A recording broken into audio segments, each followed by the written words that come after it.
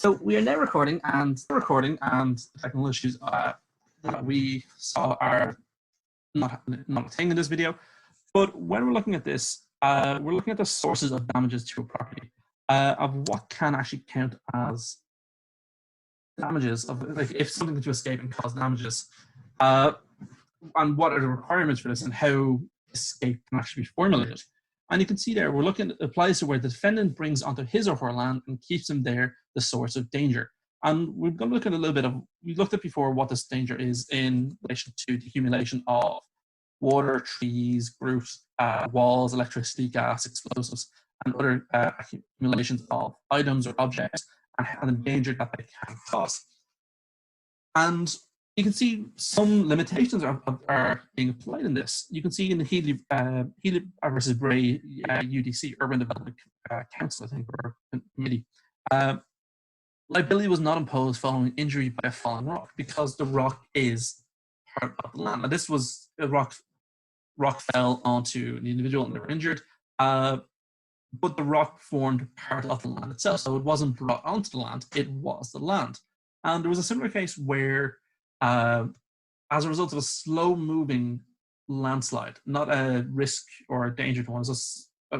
Anyone who has geography or did geography may know the actual term.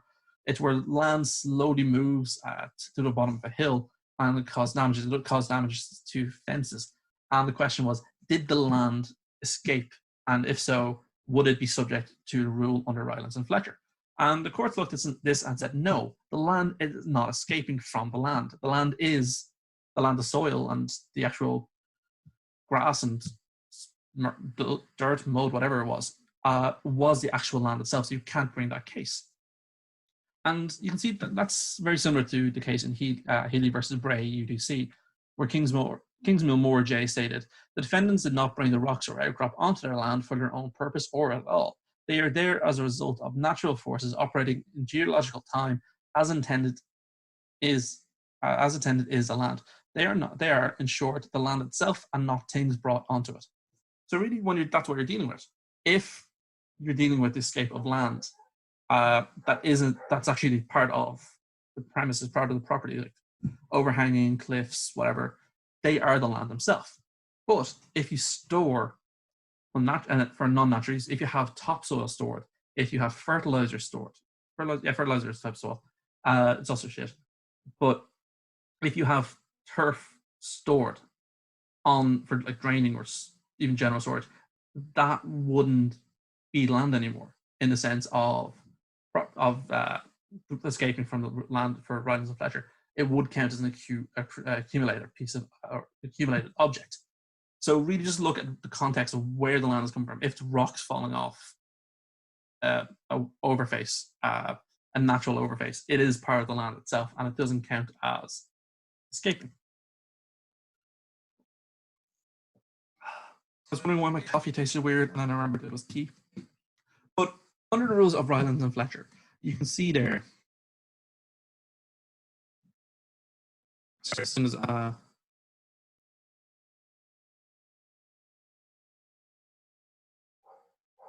that's not your module. I'll deal with that later.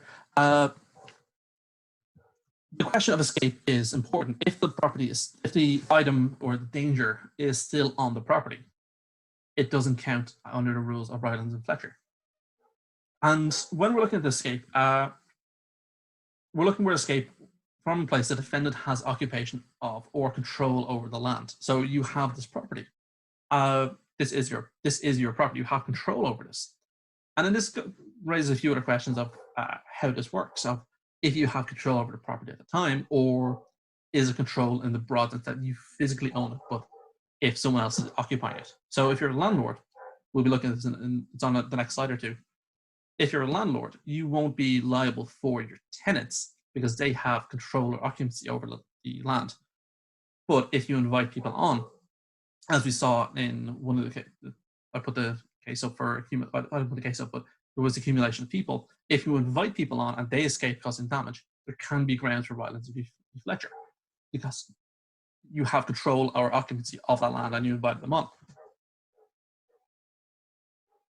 And you can see there that the defendant doesn't need to hold a proprietary interest in the land. That should be the other way around. And they're looking at how public utilities work, if there are public utilities, again, at the commercial scale or industrial scale of piping that escape, and they cause damage to the land. That can be an effect. And also, if you bring items onto a public highway or motorway, as often was the case, and that escapes onto nearby and surrounding lands, you can be liable. So an example, a lot of cases are actually by train crashes, where the train goes from a public highway or onto a public highway and causes sparks that ignited surrounding land and caused damages. That those sparks had escaped. They were the fire that had escaped from the control of the individual, and they had that is causing damage to the surrounding area. It could also be if you bring animals onto a highway and they escape into the surrounding fields. That can be a ground under Rylands v. Flechter, because they are escaping from your control and they're escaping onto the property of another, causing damage. So when you're transporting animals down a road, you have to be careful of this. That's the same stepwise. But the question of escape has been criticized of how far does this go. And in this case, in both cases, I was tried twice, they were looking at escape and criticism of it. Should supermarkets be liable for the escape of products from their containers while in the shop and causing harm or risking of slip and fall cases in supermarkets? And you can see there, McCarthy J. held it remains for another day to consider whether or not, by way of application of the rule in Rylands v. Flechter, or otherwise balancing the rights of people and the rights of property, a principle of absolute liability may be appropriate to claims arising out of certain forms of accidents occurring in large supermarkets. And it was phrased in this way because they were looking at how supermarkets were developing to pretty much how we see them now. And going from the small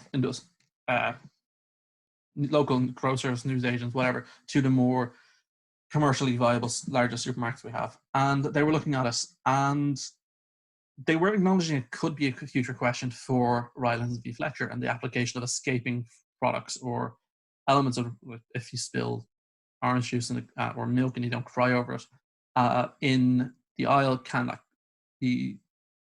Rylands v. Flechter apply for the escape there?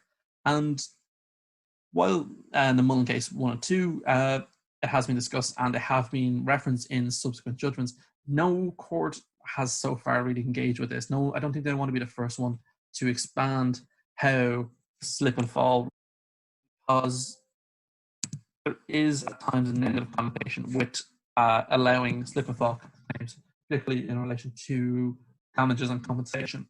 Should they be expanded? Should they be matters of public policy? Excuse me, I shouldn't be touching my nose.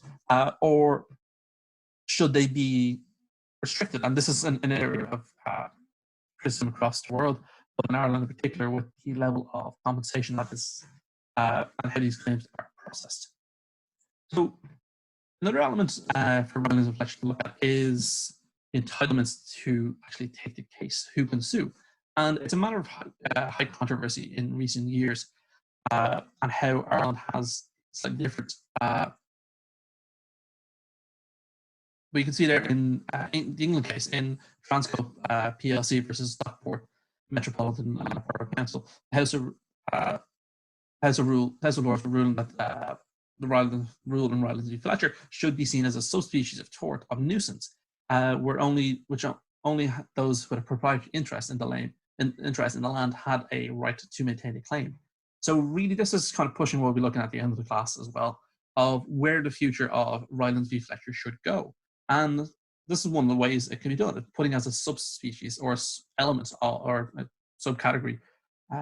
Species was the word they use in the books, but it would be part of the tort of nuisance. And in Ireland, it's still kind of up in the air. There has been no enthusiasm for this restriction and how they were restricting who can sue to similar cases of the way nuisance is developed. So there hasn't been that much development in that regard, and they must carry on as the way they have at the moment, which is something they're doing going forward.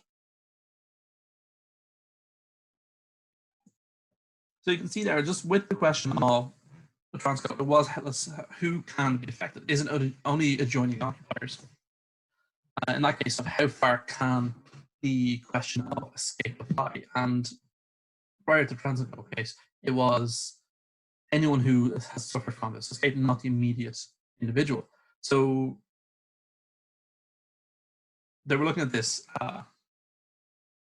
and they were looking at this. If you imagine 3 fields in a row, if field A floods into field B and then into flood C, the owner of field C could sue A for under Rylands and Flechter because that was still the same escape. They wouldn't sue B because it wasn't stuff stored in their land. The water wasn't stored in their land; it just literally went through it. And they could take that case against the owner of field A. But with the development, they're kind of trying to restrict that in the UK of where this can go and where this can work. And at the same time, you can see in the Rainham Chemical Works case that the individual cannot escape liability merely because they have no tenacity or independent occupancy of the land, but use it thus by permission of the tenant or occupier. So they are putting in limitations of how you can be restricted for who can sue. And this is really kind of related more to the issues of where Rylands v. Flechter should be going in the future. It's not the best anymore. It's gone cold. So with that, then this moves on to the question of the defences. And there's a couple of defences we're looking at. The first area you can see is the consent of the plaintiff. The rule of Rylands v. Flechter does not apply to that escape of things, so things that are escaped by property brought on by the defendant onto the defendant's premises, where he has consent of the plaintiff and there has been no negligence on the part of the defendant. So if they bring them on with permission and they're allowed, this is, if they escape, there's no issue. So you could say to your neighbor, I'm storing stuff here, do you mind if I do that? I'm storing water for rainwater on my property, do you mind if I do that? And if they say yes, and like you're asking to store it on your own property, and if your neighbor says yes, that's fine, they're giving you consent to store it there. And this may be implied or expressed. And I use a rainwater example because in the next case there they have the common benefit where rainwater is collected on the roof of premises for the benefit of all the occupiers. Liability can't be imposed on the top floor if the water leaks or the water is leaking from their floor down to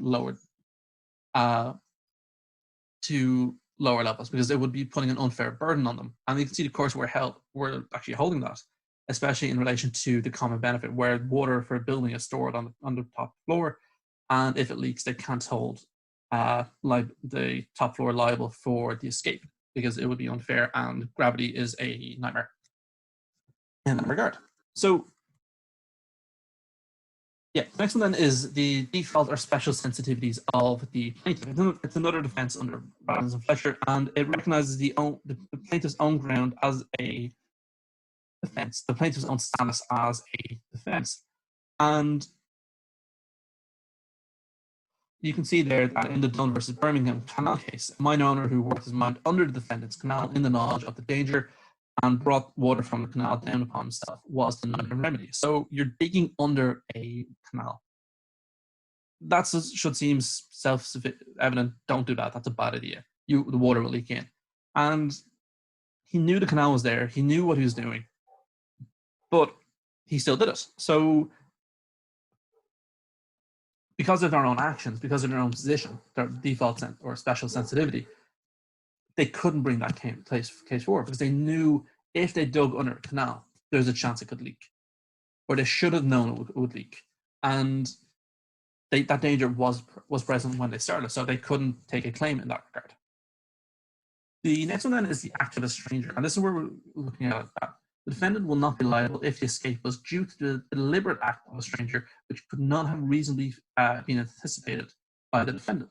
So there in bold, illustrating 2 key points. It was the deliberate act by a stranger, and it could not have been reasonably foreseeable, reasonably foreseen or anticipated by the defendant. And because of this, there is a bit of scope and uncertainty of how far the act of a stranger will go. And also this is a question of how this relates to other areas of tort, and should Rylands v. Flechter be wrapped into them or brought into them. because of reasonable foreseeability in relation to negligence.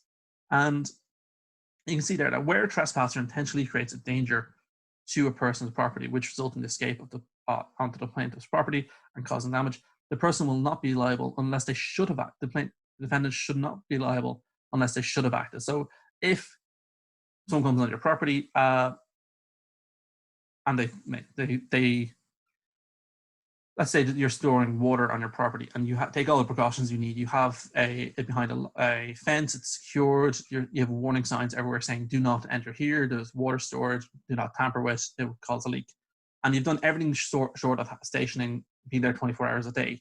That would discharge that duty. If someone went in and intentionally opened the valve in the water tank or whatever it is and caused a flood, you as a defendant, as the owner of that the property where the flood came from, and wouldn't be liable. And this applies to also the creator of the danger, where there's a slight difference between who created the danger and the act of a stranger if they facilitate this. And you can see there, the act of a stranger, the occupier will be responsible. The occupier of the land will be responsible for their employees, notably their independent contractors, and any invitees or visitors, unless in all circumstances the occupier has no control over the activities of the person in question. So with the independent contractor there, it's kind of a qualifier. In all circumstances, had no control. With an independent contractor, you have some control that you invited them onto the property. That's where they distinguish between the rules for employers' liability. And so you can see there that landlords won't be liable for the tenant's mischief and escape under the damages of Rylands v. Flechter, because they don't have control over their tenants. It is an interesting one where we look at short stay letting now, and that's an area where this concept is developing, especially in nuisance as well, for the likes of, say, Airbnb, of tenants coming in for a short period, causing harm and causing damages under the rules of Rylands and Fletcher. Where do we draw the line between who should be liable or not?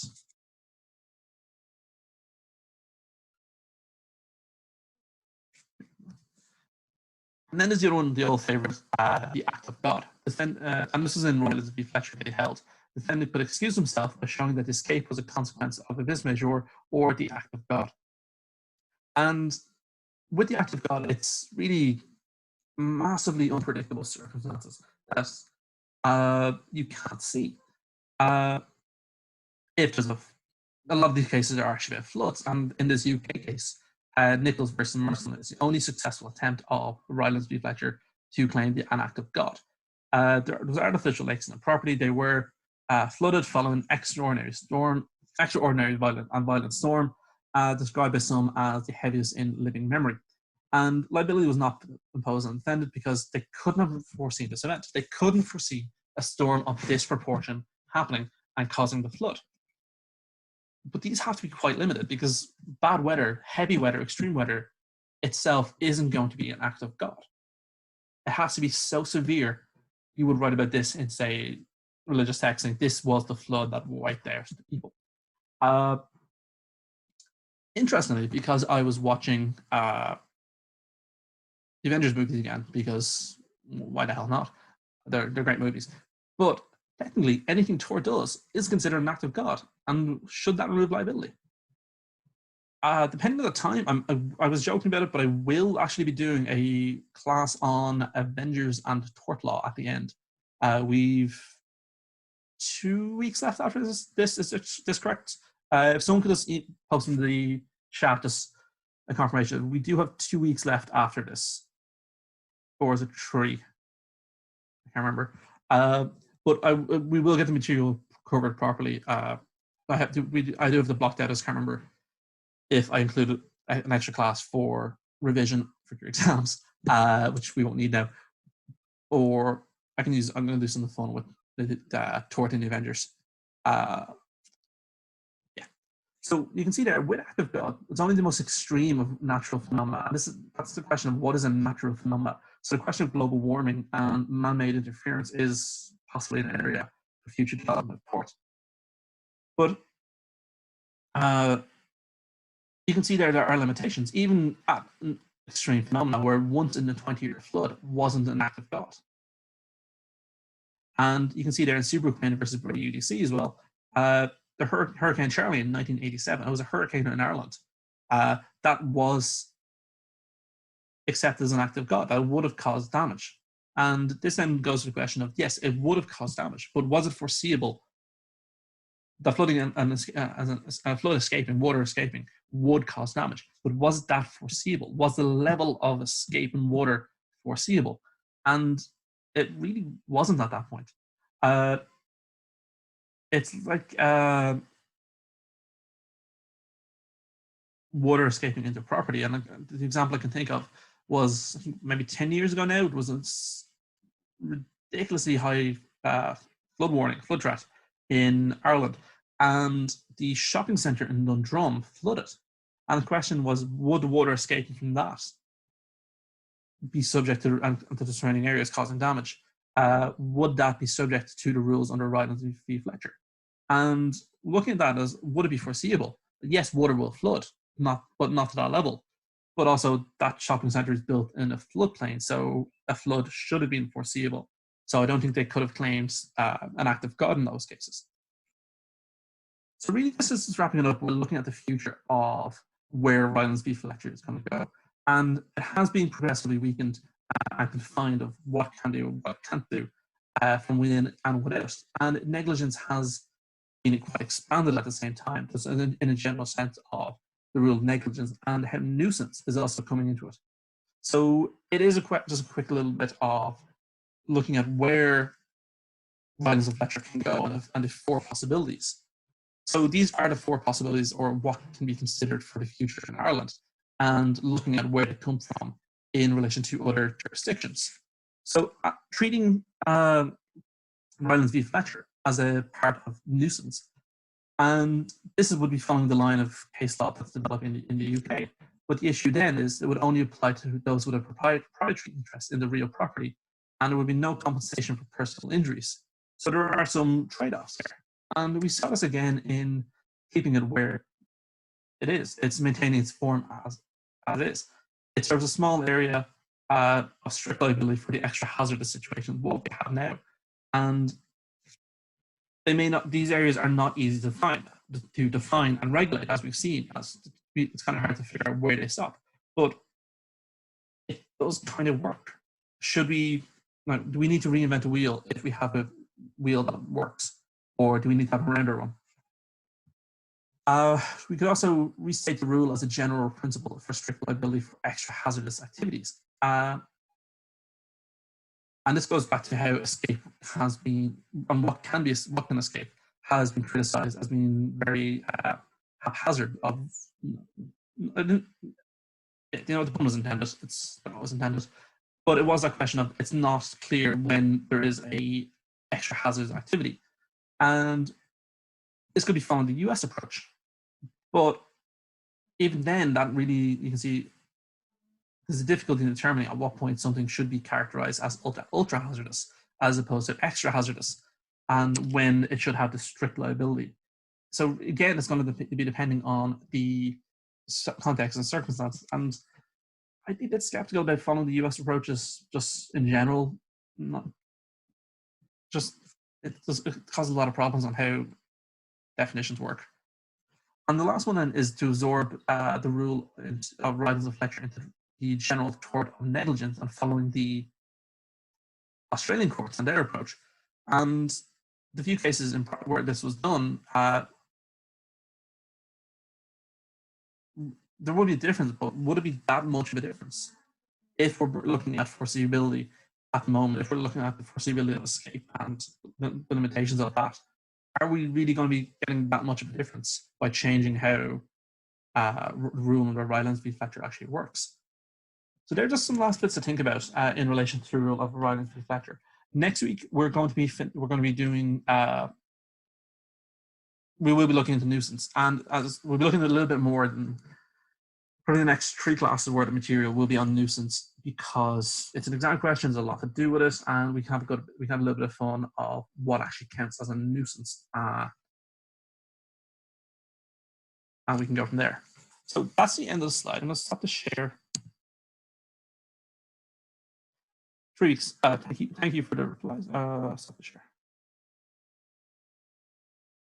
you.